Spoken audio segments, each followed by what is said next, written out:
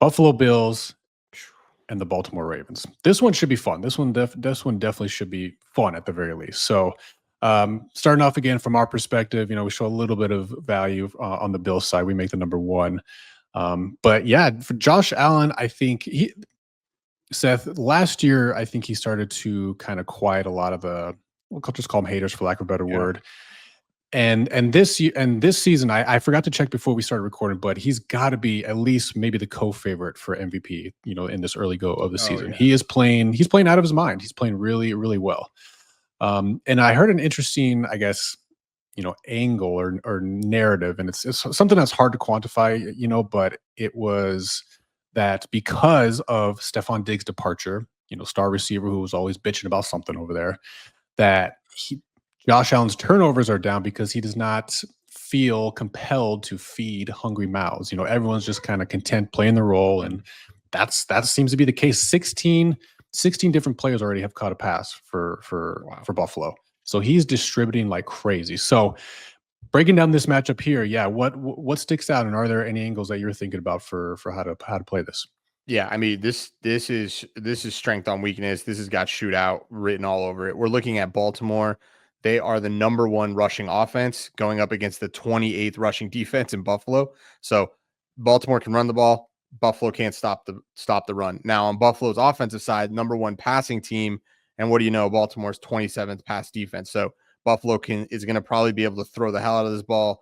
Baltimore's going to be able to run the hell out of this ball.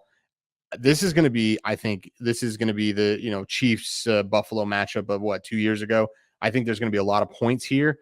To your point, I mean, Buffalo is otherworldly right now. 74% echo rate, 74% of their drives are getting either 40 or better. I mean, that is next level. I think the question mark we have here is, what are we going to get out of Baltimore? They had a kind of a slow start. They obviously made it out of Dallas. And shout out Steve. I resonate with what you're saying. Like, I feel like the model has been on all of their epic meltdowns. This is one of the first times we weren't on this meltdown, and I kind of wanted to just see the ship go down just for old time's sake. But man, they just don't know how to close out games, it seems like. And they got out of that one alive. But what are we getting out of Baltimore? Yes, they look good. We talked about it on here. We called that out. That was the game. It was going to be easy for them to get right on the ground. It looks like that might continue here, to be honest. So I'm not expecting them to change. I think they're going to try to run the ball, and I think they're going to have success running the ball. Will it be enough to keep up with Josh Allen and the Bills? Because they look damn good against Jacksonville. And when you're able to get a lot of your EPA and your progress and success from throwing the ball, that's a lot easier in a game plan. You get more explosives. You can kind of pull away a little bit more versus the kind of ground and pound game. So I'm surprised that this is still sitting at 2.5. I would have thought we would see some support for Buffalo, especially since we don't really know what we're getting out of Baltimore. I'm concerned if I'm a Baltimore fan on the defensive side. This does not look like the defense we saw last season. They are regressing fast away from where they were. Last year, they were the 6th overall defense. They're first against the pass, 11th on defense. So they're not bad here, but like they are slowly moving in the opposite direction. And for me, I think I'm a Josh Allen lover right now. Like he looks on fire. I don't see a reason to fade it. And I think, unfortunately, this is where Buffalo is going to, I think, continue in the air. Yeah. I mean, I saw this line and my first thought was make sense.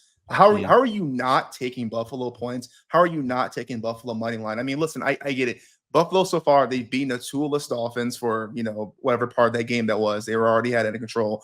And the Jaguars, sure, that may not be an impressive win. Cardinals, we'll still see how this season turns out. But how do you trust this Ravens team, right? I mean, we just talked about them. Here we go again, right? They blew a 10-point lead against the Raiders in the fourth quarter. They damn near blew a 22-point lead against the Cowboys. And the difference for us, we already talked about last week, this was the get right game, blah, blah, blah for Dak. But on the Baltimore side of the ball, this was their chance to exploit the running game. And they did. But here's the difference for me. So Buffalo or the Ravens won that game against the Cowboys, right? But the Cowboys are worst in the league at stopping the run.